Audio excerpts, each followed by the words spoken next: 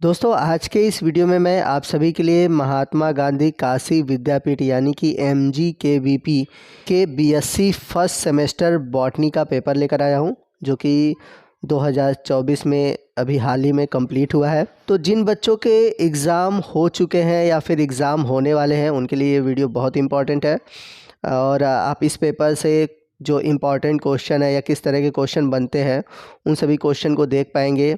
और जो बच्चे अभी एग्ज़ाम देने वाले हैं महात्मा गांधी काशी विद्यापीठ का, उनके लिए भी यह वीडियो हेल्पफुल है।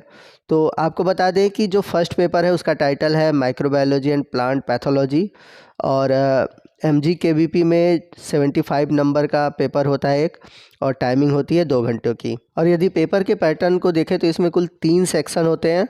तो जो फर्स्ट सेक्शन होगा यानी कि सेक्शन ए है उसमें वेरी शॉर्ट टाइप क्वेश्चन होते हैं, और जो सेक्शन बी होता है वो शॉर्ट टाइप होता है, और जो थर्ड सेक्शन है वो लॉन्ग टाइप है। तो सेक्शन ए में देखा जाए कुल 5 क्वेश्चन दिए गए और सभी पाँचों क्वेश्चन करने हैं।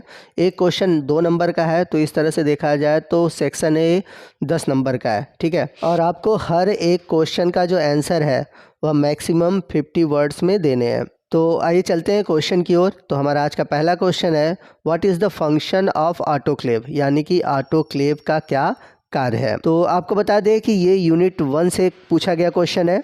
इसका आंसर क्या होगा मैं आपको बता देता हूँ। तो यदि हम बात करें ऑटोक्लेव की, तो ऑटोक्लेव एक प्रकार का मशीन है जिसमें कि हम क्या कहते हैं कि लैब में जो उपस्थित इक्विपमेंट है उनको हम स्टरलाइज करते हैं, यानी कि लैब में जो औजार रखे हुए हैं उस पर हार्मफुल बैक्टीरिया, वायरस, फंजाई या फिर उनके स्पोर होते हैं।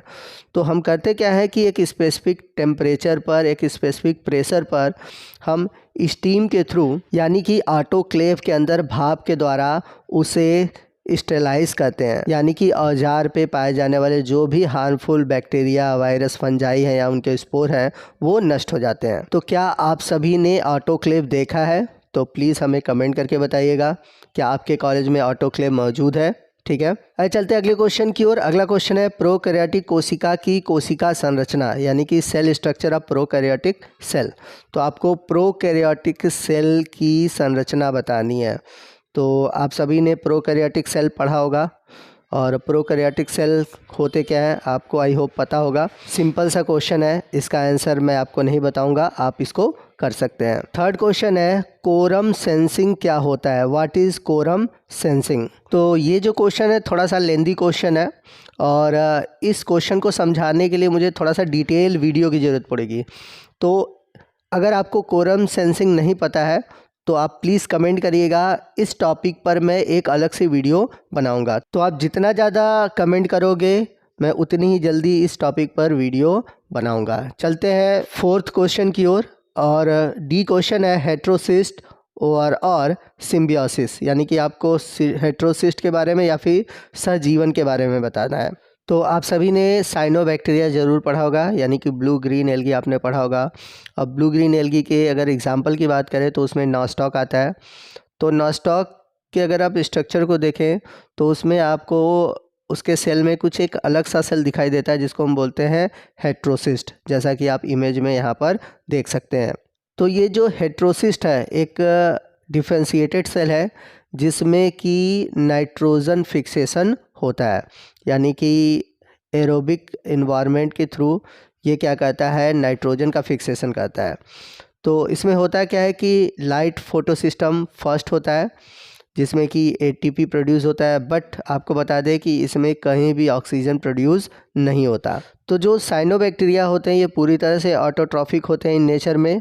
ये CO2 के फिक्सेशन के साथ साथ जो नाइट्रोजनस गैस है उसको भी फिक्स करते हैं, और ये नाइट्रोजन का जो फिक्सेशन होता है वो होता है हेट्रोसिस्ट के द्वारा, जैसा कि आप फिगर में देख सकते हैं। नीचे ये हेट्रोसिस्ट का डिटेल फिगर है।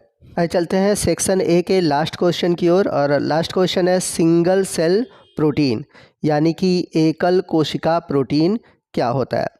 तो देखिए ये जो टॉपिक है सिंगल सेल प्रोटीन, ये आपको एल्गी में भी पढ़ने को मिलेगा, फंजाई में भी पढ़ने को मिलेगा। कहने का मतलब ये है कि आपको इसके एग्जाम्पल एल्गी में भी मिलेंगे। जैसे एल्गी में अगर इसके एग्जाम्पल को आप देखें तो सिंगल सेल प्रोटीन के रूप में यूज़ किया जाता है स्पाइरुलिना, क्लोरेला।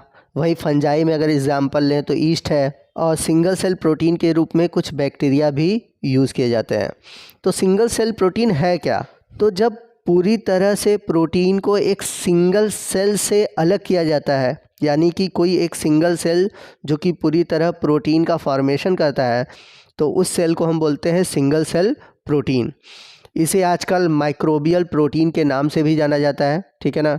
तो ये यूज़ कहाँ होते हैं? ये यूज़ होते हैं एक तरह से फूड सप्लीमेंट के रूप में, एनिमल के द्वारा या फिर मानव के द्वारा यूज़ किए जाते हैं।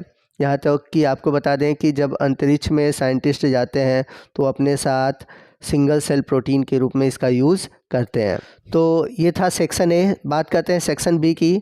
तो सेक्शन बी में कुल 8 क्वेश्चन पूछे जाएंगे, जिसमें से आपको केवल 5 क्वेश्चन ही करने हैं, और हर एक क्वेश्चन का जो आंसर है आपको मैक्सिमम 100 वर्ड्स में देना है, और एक क्वेश्चन 5 नंबर का है।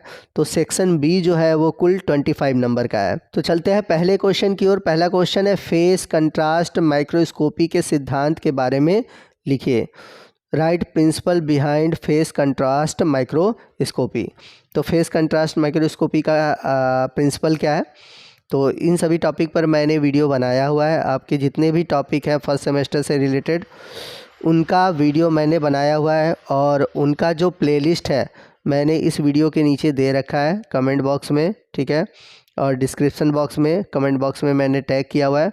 तो आप प्लेलिस्ट देख लीजिए। आपके जो क्वेश्चन है, जितने भी क्वेश्चन पूछे गए हैं आपके एग्ज़ाम में आए हैं, सभी के आंसर, सभी के डिटेल वीडियो मिलेंगे। यहाँ तक कि आपके न्यू एजुकेशन पॉलिसी में जितने भी सिलेबस में टॉपिक मेंशन है, सभी टॉपिक पर आपको वीडियो मिलेंगे। हर एक यूनिट का हर एक टॉपिक मिलेगा, ठीक है।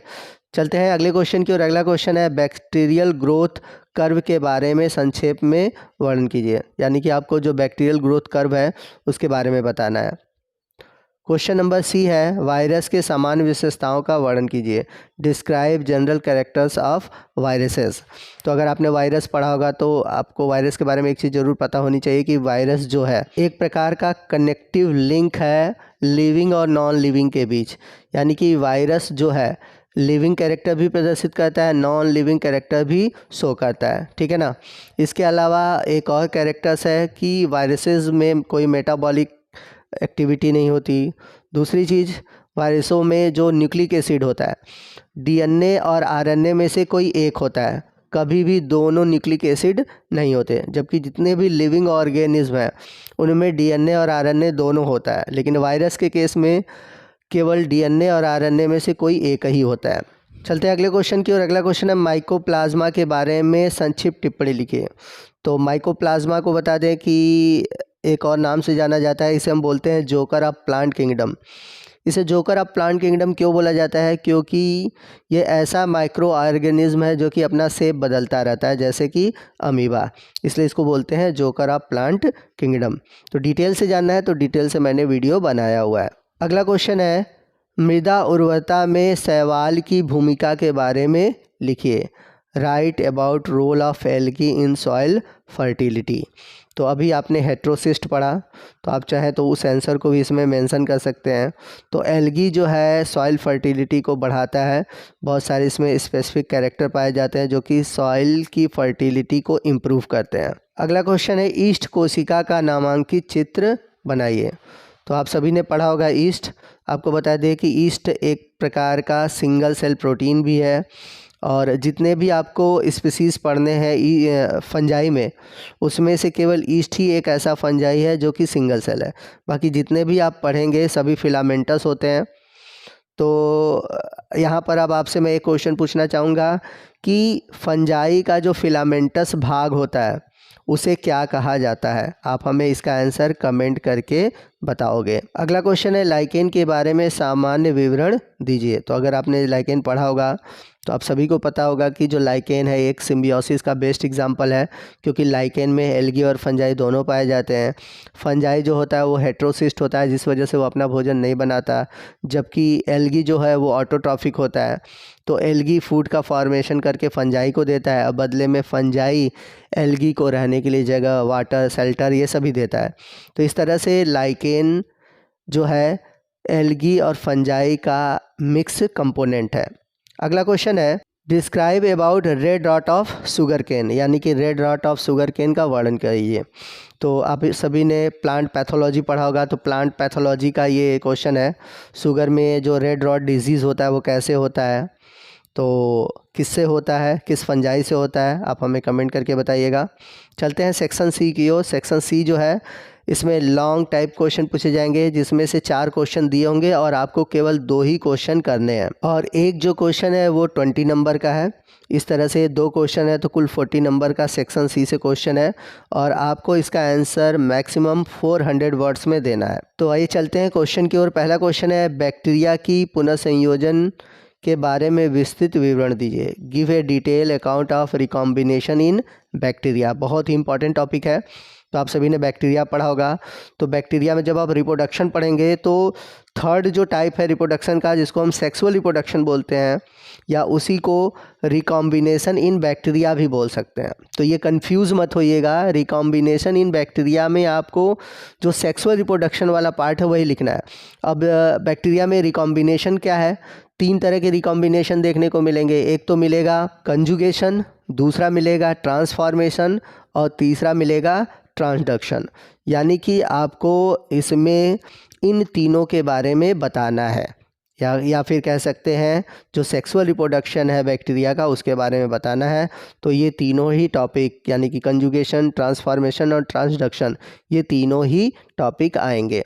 चलते हैं बी क्वेश्चन की ओर। बी क्वेश्चन है, ऊडोगोनियम में थैलस की संरचना एवं जनन के बारे में वर्णन कीजिए। Describe the thallus structure and mode of reproduction in Oedogonium. तो ऊडोगोनियम का थैलस कैसा होता है, उसके रिप्रोडक्शन किस तरह के होते हैं, आपको इसको बताना है, ठीक है। सी क्वेश्चन है, मशरूम की खेती के बारे में विस्तृत वर्णन कीजिए। Describe about mushroom cultivation. ये भी टॉपिक बहुत बार पूछा गया है, इंपॉर्टेंट है। चलते हैं अगले क्वेश्चन की। क्वेश्चन नंबर डी है, पौधों की वृद्धि को बढ़ावा देने वाले राइजोबैक्टीरिया के बारे में संक्षेप में लिखिए। Brief describe about plant growth promoting rhizobacteria. तो आपको इसका आंसर पता है, अगर नहीं पता है तो प्लीज़ कमेंट करिएगा, मैं भी इस टॉपिक पर एक अलग से वीडियो बना दूंगा, ठीक है। तो दोस्तों ये था हमारा बीएससी फर्स्ट सेमेस्टर बॉटनी का पेपर।